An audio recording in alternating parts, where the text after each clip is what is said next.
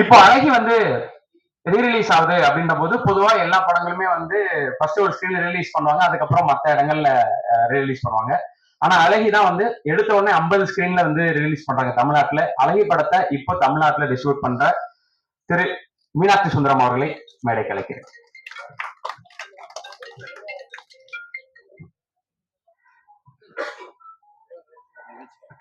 சண்முகம் அப்படின்னு நமக்கு எல்லாருக்கும் பார்த்திபன் சார் ஞாபகம் வரும். உடனே அடுத்த சில முகங்கள் வரும், அவருடைய younger versions. So Satish Stephen, mister Satish Stephen, yes வாங்க ப்ரோ. ஒளியிலே தெரிவது தேவதையாகும் போது உங்க முகம் தான் ஃபர்ஸ்ட் வருது. வாங்க. அடுத்து மிஸ்டர் ராமு சரவணன், எஸ் வாங்க வாங்க ப்ரோ வாங்க.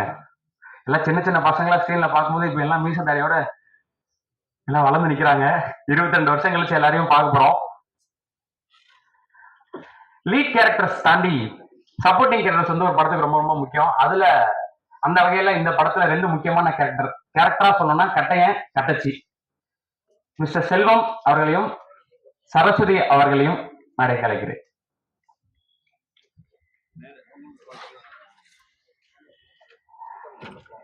கரெக்டான டைம்ல entry Devayani ma'am, welcome welcome ma'am, welcome.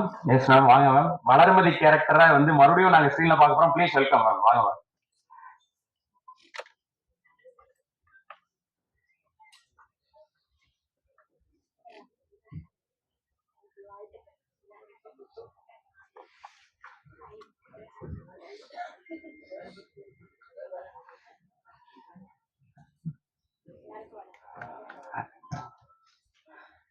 Ma'am உங்களுக்கு நிறைய பேர் அடையாளம் தெரிஞ்சிருக்காதுன்னு நினைக்கிறேன். ஏன்னா 22 வருஷம் கழிச்சு பக்கத்துல உட்காந்துருக்கவங்க யாரும் தெரியுது உங்களுக்கு.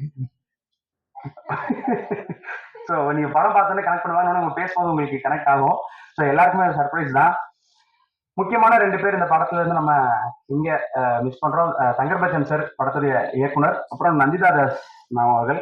ஸோ சார் எலெக்ஷன் வேலைகள்ல பிஸியா இருக்கிறனால இன்னைக்கு அவரால் கலந்துக்க முடியல. நந்திதா மேம் அவர்களுமே வந்து மும்பைல இருக்கனால இப்போ இந்த ஃபங்க்ஷனை கலந்துக்க முடியல. பட் கூடிய விரைவில் சென்னையில வந்து எல்லாரையும் மீட் பண்றேன்னு சொல்லியிருக்காங்க. ஸோ அவங்களுடைய சர்ப்ரைஸான விசிட்டும் உண்டு. ஒரு படம் வந்து வெற்றி அடையும் போது டைரக்டரை வந்து நம்ம பயங்கரமா செலிப்ரேட் பண்றோம், அதில் நடிச்சவங்க எல்லாரும் பயங்கரமா செலிப்ரேட் பண்றோம். டைரக்டருக்கு பக்கபலமா இருக்கிறது அப்படின்றது வந்து டைரக்ஷன் டீம், அசிஸ்டன்ட் டைரக்டர்ஸ் அப்படின்றத தாண்டி டைரக்டர் கூட கோ டைரக்டர் இருப்பாரு. அப்படி அழகி படத்துடைய கோ டைரக்டரும் தற்போது சின்னத்திரை இயக்குனர் சங்க தலைவருமான தளபதி அவர்களை மேடை அழைக்கிறேன்.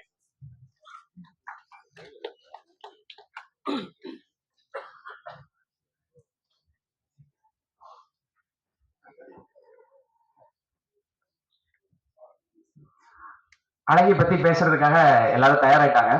ஸோ ஒவ்வொருத்தரா இன்வைட் பண்ணிடலாம். இப்படி ஒரு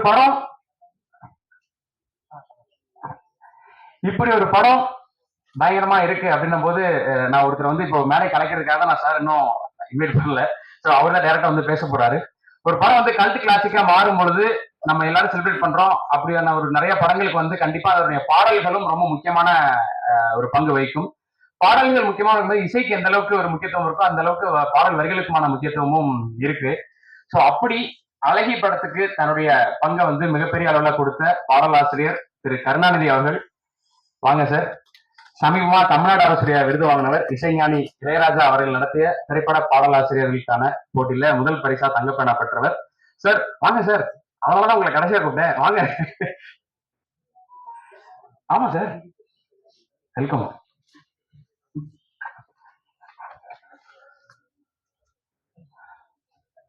தொகுப்புரை செய்யும் தம்பியே நெடுநேரம் பேசினால் வகுப்புரை செய்யும் பேராசிரியர் எவ்வளவு நேரம் பேசுவேன் என்று சொல்லி, நன்றி தம்பி. ஆனாலும்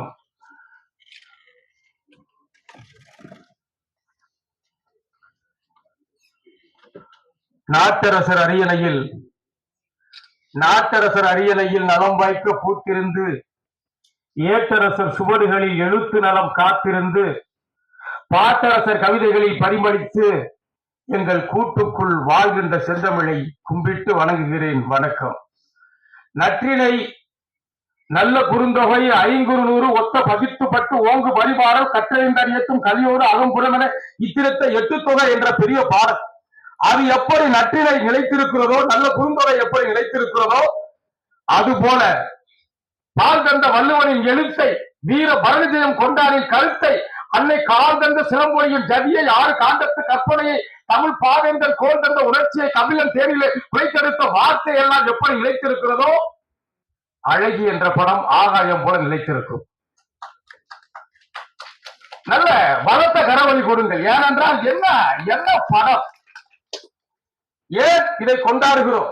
அதை காட்டி இதை காட்டி, அதை காட்டி இதை காட்டி, அப்படி காட்டி இப்படி காட்டி, அங்கே காட்டி இங்கே காட்டி, சதை காட்டி காட்டாமல் கதை காட்டி, கதையிலே கருத்தை காட்டி, காவியத்தை காட்டியவர் அழகியை கொண்டாடுவோம். வாணிபம் வணிகம் அல்ல நோக்கம். இந்த படத்தினுடைய ஹீரோ யார்? மூவேந்தர் யார்? முதல் வேந்தன் கண் இமைக்கும் நொடியுள் பாடல் இசை அமைக்கும் இசை மேதை, உலகத்தினுடைய மிகப்பெரிய இசை மேதை. அனாரை காற்று உன் வீணையை அண்டினால் ஆயிரம் நாடாளுமே, தினம் திரியும் காற்று உன் இசையினிலே லயித்தால் தெவிட்டாத தேவாரமே. அனாரை காற்று உன் வீணையை அண்டினால் ஆயிரம் நாடாளுமே, தினம் திரியும் காற்று உன் இசையினில் லயித்தால் தெவிட்டாத தேவாரமே. விண்ணோடு சேர்த்து நீ விரலாட்டும் தாளாட்டில் விழி மயங்கும் நாதஸ்வரம், உன்னோடு சேர்த்து உலகத்தில் பார்க்கிறோம் இசை ஞானியே நீ ஒரு 8ஆம் சூரம். அந்த இசை ஞானி ஒரு ஹீரோ, ஒரு கதாநாயகன். இன்னொரு கதாநாயகன் யார்? கனிவின் இலக்கணம், பணிவின் இலக்கணம், அறிவின் இலக்கணம், செறிவின் இலக்கணம், உண்மையின் இலக்கணம், நன்மையின் இலக்கணம், தூய்மையின் இலக்கணம், படத்திலே பணிவின் இலக்கணம், கனிவின் இலக்கணம், அறிவின் இலக்கணம், ஈரத்தின் இலக்கணம், இதயமெல்லாம் துடிக்கும் ஈரத்தின் இலக்கணம், நன்முகத்தை அந்த நாடே கொண்டாடும் அந்த சண்முகத்தை தான் 2ஆம் கதாநாயகனாக சொல்கிறோம். என்ன நடிப்பு! கண்ணுக்குள்ளே அந்த கண்ணீரை துடைக்கும் போதே அடிச்சு தகர்த்து விடுவார் அண்ணன் பார்த்திபன். அடுத்து யார்? துன்பப்பட்டு துயரப்பட்டு அல்லல் பட்டு அவதிப்பட்டு வேதனைப்பட்டு விரக்தியாய் சிலுவை அறையப்பட்டு வாழ்க்கையிலே கண்ணீர் விட்டு அழுத அவரை மறக்க முடியுமா? அஷ்டலட்சுமி சேர்ந்து ஒன்றாக வரக்கூடிய அந்த பாக்கிய லட்சுமி, அந்த தனலட்சுமியை மறக்க முடியுமா? அவரை இப்படி சொல்லிக் கொண்டே போகலாம். இந்த படம் என்பது காவியம் போற்றக்கூடிய படம். பாவேந்தர் சொன்னானே, சோலையிலே பூத்த தனி பூவோ சொக்கவள்ளி பார்வனமோ அமுத ஊற்றோ, காலை வந்து செம்பருதி கடலில் மூழ்கி கடல் மாறி குளிரடைந்த ஒளி பிளம்போ என்று. இந்தியாவிலே எங்கு வேண்டுமானால் சொல்லுவேன், எந்த அரங்கத்தில் வேண்டுமானால் சொல்லுவேன், ஓங்கி சொல்லுவேன், உறக்க சொல்வேன். நடிகைகளே, ஒரு பெண் சிவாஜி என்று சொன்னால் அம்மையார் தேவயானி அவர்களைத்தான் சொல்வேன். ஏன் சும்மா வெற்றாக புகழ்ந்து போனால் நக்கல் ஆகும், நையாண்டியாகும், கேலியாகும், கிண்டலாகும். தனம் என்று அவர் ஒரு குரல் கொடுப்பார். அண்ணன் பார்த்திபன், நீ பாடு என்பார். அப்பொழுது அந்த ஒரு காட்சியை நண்பர்களே வணங்கி சொல்கிறேன், அறிஞர்களே, ரசிகர்களே, அந்த ஒரு காட்சியை பாருங்கள். அந்த அம்மையார் அந்த குழந்தையின் கையை, அந்த குழந்தையை பிடித்துக் கொண்டு ஒரு பார்வை பார்ப்பார். அந்த பாத்திரத்தினுடைய கதாபாத்திரம் வளர் பிறைக்குள்ளே ஒரு சூரிய வெளிச்சத்தை பார்க்கலாம். ஆகவேதான் பெண் சிவாஜி என்று மறுபடியும் சொல்கிறேன். அவ்வளவு ஒரு சிறப்பான நடிகை. சோலை பூவாக சொக்கவள்ளி பார்க்குடமாக அமுத ஊற்றாக காலை வந்து செம்பருத்தி கடலில் மூழ்கி கடல் மாறி குளிரடைந்த ஒளிப்பிடமாக இருக்கக்கூடிய அந்த நந்திதா தாஸ் தனம் சாலையிலே ரோட்டின் ஓரத்திலே ஓவியமாக கிடக்கின்ற அந்த கொடுமையை இந்த தலைவன் பார்த்து துடிக்கின்ற துடிப்புக்கு ஈடு எது உண்டா என்றால் இல்லை. இந்த பாட்டை ஒரு காதல் காவியமாகவே எல்லாரும் விமர்சித்து எழுதியிருக்கிறார்கள் கட்டுரை. என்னுடைய பார்வை ஒரு முயற்சி செய்கிறது, இது காதல் காவியத்தை தாண்டிய. அந்த பையன் சாப்பாடு பசியிலே கேட்பான், அல்லது ஆற்றாது அந்த துன்பப்பட்ட அந்த குழந்தை, பிஞ்சு குழந்தை பசியிலே கேட்பான், அம்மா பசிக்கிறது அம்மா. அந்த பணக்கார வீட்டில் அந்த பிரியாணியை போட்ட கிடையாது, அந்த குழந்தை சாப்பிட துடிப்பான். எட்டியுள்ள நிலவு என்ற சோற்றுக்காக இயங்குகின்ற பிள்ளையர்கள், நீர் குடித்தே ஒட்டி எட்டி உள்ள நிலவு என்ற சோற்றுக்காக இயங்குகின்ற பிள்ளையர்கள், நீர் குடித்தே ஒட்டி உள்ள வயிறு நிரப்பும் பாரதர்கள், உதிர்க்கின்ற கண்ணீர்கள் அங்குமிங்கும் கொட்டியுள்ள முத்துகளை போல் கிடக்கும். இந்த வறுமையின் கொடுமையைத்தான் அழகி படம் பிடிக்கும். தட்டி விட்டு அறிவார் மூத்த வேலைக்காரி வந்து தட்டி விட்டு எஜமான் சாப்பிடுறதுக்கு முடியும் சாப்பிடக்கூடாது என்று பறிக்கின்ற அந்த கொடுமையை அதை துடித்து அந்த அந்த சண்முகம் அதை பார்த்து விட்டு கண்ணீரிலே தேம்பி நிற்கின்ற அந்த தோற்றம் காட்சி, இதை விட எந்த காட்சி வேண்டும்? இது வர்க்க போராட்டத்தை காட்டுகிற ஒப்பற்ற படைப்பு. பணக்காரி அவள் மேனியை பாரு பலவழக்கும் தகடு நம் பாட்டாளிகள் சிந்திய ரத்தம் தான் அந்த பால்மகளின் உதவி என்ற ஒரு கவிஞர் எழுதினார். அந்த பணக்கார கூட்டத்திற்கும் ஏழை கூட்டத்திற்கும் போராட்டம். சும்மா இருக்க காதல் கொண்டாட்டம் என்றெல்லாம் வேற கதை. ஒரு செய்தி சொல்கிற பத்திரிகை நண்பர்களே, காதல் என்ற வார்த்தையே இந்த படம் முழுவதும் இல்லை. மாபெரும் கவிஞர் பார்த்திபன் அவர்கள் முன்னிலை சொல்கிற ஆய்ந்து பாருங்கள், ஆராய்ச்சியாளர்களே, அறிஞர்களே, கவிஞர்களே, பத்திரிகையாளர்களே, காதல் வந்துச்சா சொல்லு சொல்லு. உலகத்திலே மிகப்பெரிய கவிஞனாக நான் ஒருவரை சொல்ல ஆசைப்படுகிறேன். கம்பராமாயணத்திலே, சிலப்பதிகாரத்திலே, குற்றால குறைவச்சியிலே, குறுந்தொகையிலே, எந்த இலக்கியத்தை ஏன் திரைப்பட பாடலாசிரியர் வரலாறுகளை படித்து மூணு பேருக்கு டாக்டர் பட்டம் வாங்கி கொடுத்த ஒரு நந்தனம் கல்லூரி பேராசிரியராக சொல்கிறேன். மூணே எழுத்துல ஒரு பெண்ணினுடைய அழகை சொல்கிறார் ஒரு கவிஞர். ஒளியிலே சொல்லுங்க, ஒளியிலே தெரிவது தேவதையா. இந்த பாடல் எழுதிய அந்த மாபெரும் ஞானிதான் இசைஞானி. இதை விட ஒரு கவித்துவம் உண்டா? கோவில் உள்ளே போகிறார், புகழ்வது மனித இயல்பு. அதை போலியாக புகழ்வது ஒரு நகைச்சுவையாக என்று சொன்னேன். கண்ணகியை பார்க்கிறார். மாசரு பொண்ணை முதல் இரவு காட்சியில மாசரு பொண்ணை வலம்புரி முத்தே காசரு விரைய கரும்பே தேனே புகழ்றான். மாசு இல்லாத பொண்ணை வலம்புரி முத்தே காசரு விரைய கரும்பே தேனே அரும்படல் பாவ ஆவியூர் மருந்த பெருங்குடி வணிகர் பெருமட மகளே மலையடை பரவ மணிய எங்கோ அலையடை பரவ அமிர்த எங்கோ புகழ்றான். மூணே எழுத்துல இசைஞானி சொல்லிவிட்டு போனார். தனலட்சுமியை இந்த கதாநாயகன் பார்க்கின்ற போது தொடக்க பள்ளியிலே பார்த்துவிட்டு உயர்நிலை பள்ளியிலே இன்னொரு விஷயத்தை பார்க்கின்ற போது இந்த விழிகள் அழும். எந்த கோலத்திலே பார்க்கிறது அந்த விழிகள் மறுபடியும்? பொட்டில்லை, பூ இல்லை, பொலிவும் இல்லை. பொட்டில்லை, பூ இல்லை, பொலிவும் இல்லை. பூத்த இளம் கை கொண்ட பருவம் இல்லை. பொட்டில்லை, முகம் மலர்ந்த ஒரு அழகின் எல்லை. பாவம் கண்மறைக்கும் கெட்டையும் மூடத்தின் கொடுமையாலே அவளை கேட்பவர்கள் பார்ப்பவர்கள் ஆதரிப்பவர்கள் யாரும் இல்லை. சாலை ஒருத்து தூக்கி எறியப்பட்டு கிடக்கிறார். இந்த மனிதன் உயிர் முழுதும் நேசித்த அந்த பெண் ஈவு இரக்கத்தோடு அவளை அழைத்து வர ஆசைப்படுகிறார். பயம், மலர்மதிக்கு பயம். இது எல்லா ஆண் மகளும் இருக்கக்கூடிய பயம், பண்பாடு. எதுவும் நினைத்துக் கொள்வார்களோ, நம்மை குற்றவாளியாக நினைத்துக் கொள்வார்களோ, நீருக்கு போனாலும் திருமணத்தின் நிகழ்ச்சிக்கு போனாலும் இந்த நாட்டிலே பேர் கொடுக்க போனாலும் எந்த நிகழ்ச்சிக்கு போனாலும் அவளை தடுத்து நசுக்கப்பட்டு பொசுக்கப்பட்டு புதைக்கப்பட்டு மதக்கப்பட்டு சிதைக்கப்பட்டு முடக்கப்பட்டு அடக்கப்பட்டு அந்த விதவையை ஒடுக்கப்பட்டு கிடந்தவளை தூக்கி கொண்டு வர துடிக்கிறார் அந்த தலைவர் கதாநாயகன். நேராக ஒரு பணக்கார வீட்டிலே கொண்டு சேர்க்கிறார். அங்கேதான் தங்கர் பச்சான் அவர்கள் கந்தக தீக்கிடங்கை பற்ற வைக்கிறார்.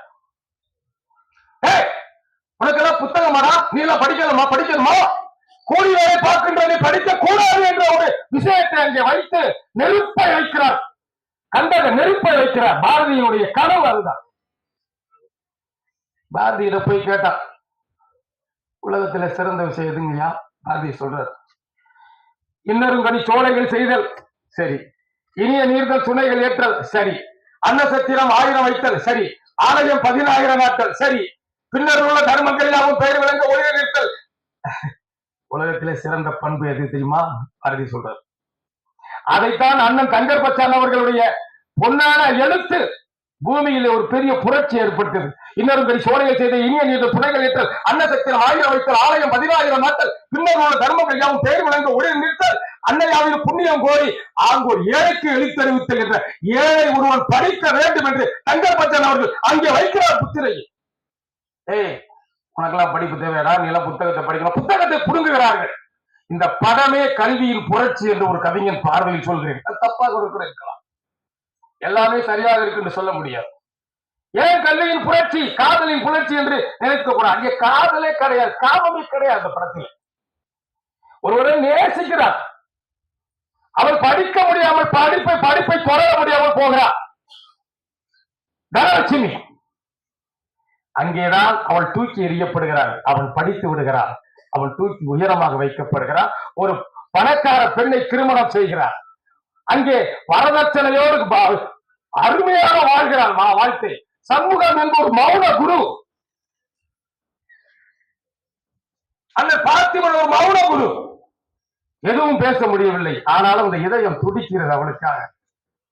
அதை காதல் என்றும், அதை நட்பு என்றும், புனிதமான நட்பு என்றும் நான் அதை பார்க்க வேண்டும். ஐயோ, நாம் நேசித்த ஒருத்தி நடுத்தரவில் நடுவோட்டிலே நடக்கிறாரே, மனைவிடம் சொல்ல முடியவில்லையே, மற்றவரிடம் சொல்ல முடியவில்லையே, கண்ணீரை துடைக்க முடியவில்லையே. ஐயோ, அந்த குழந்தை தடுமாறுகிறானே, அந்த பிஞ்சு குழந்தைகள் கஞ்சி இல்லாமல் நொந்து கண்டு கிடக்கிறானே என்று அந்த மௌன குரு அழுகின்ற அழுகை.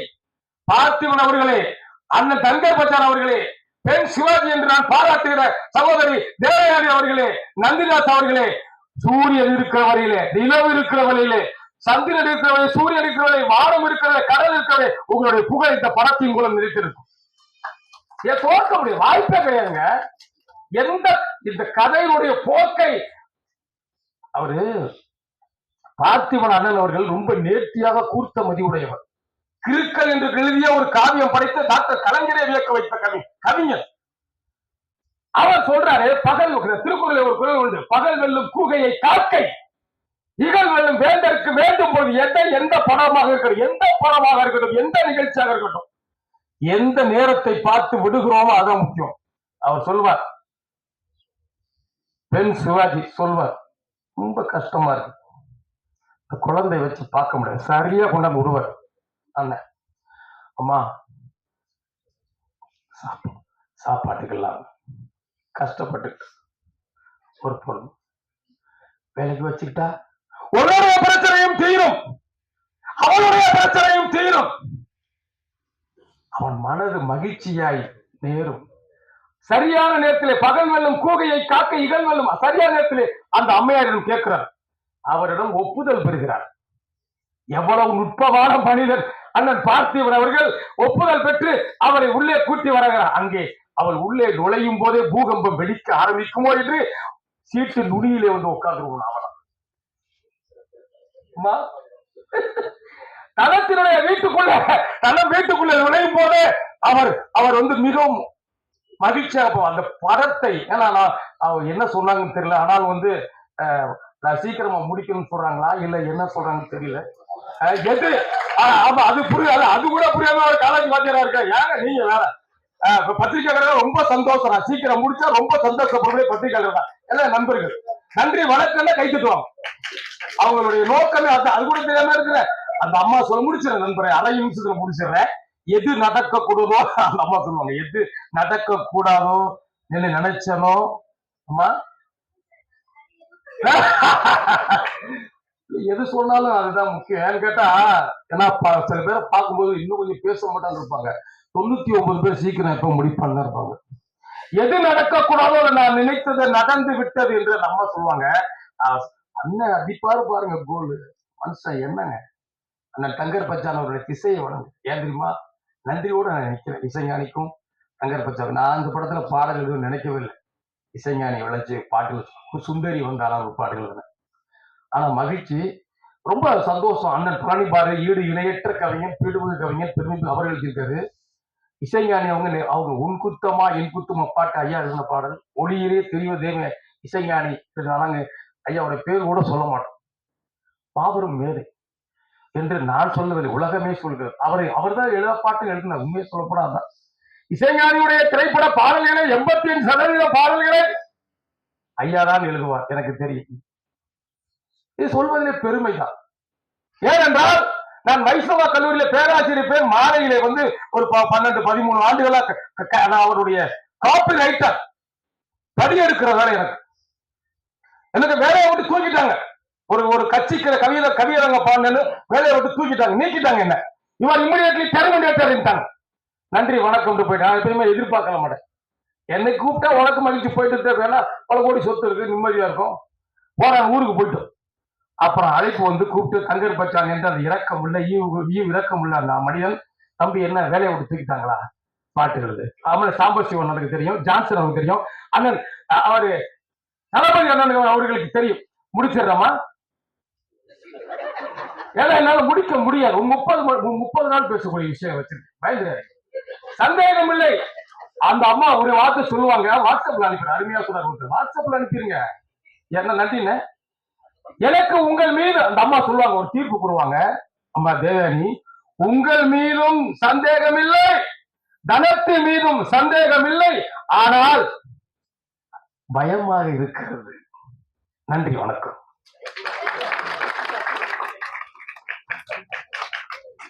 சார் நன்றி சார் அப்படியே அழகியுடைய திரைக்கதையை பாட்காஸ்ட்ல கேட்ட மாதிரி இருந்தது ஒவ்வொரு சீனா நன்றி சார் உங்களுடைய ஆக்ரோஷமான பேச்சுக்கு உங்களுடைய அனுபவத்துக்கு அடுத்ததா